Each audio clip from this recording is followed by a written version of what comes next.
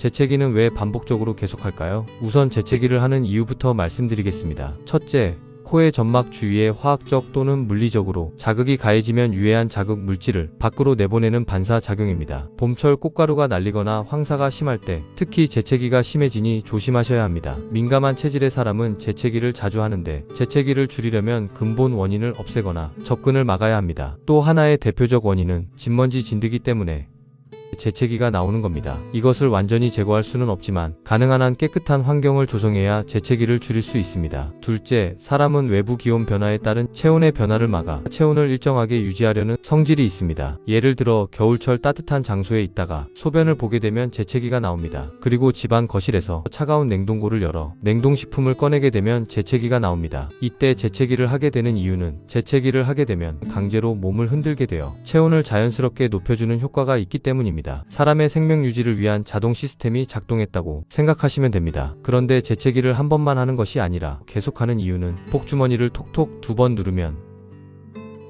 120세 건강장수 이뤄집니다.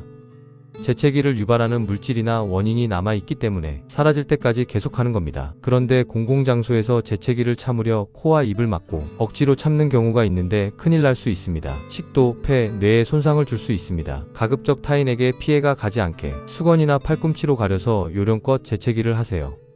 사람의 신체는 정말 신비로운 것 같습니다. 이처럼 신비롭고 귀한 신체를 잘 가꾸고 보존하신다면 시니어님들 모두 120세까지 건강장수하실 수 있습니다.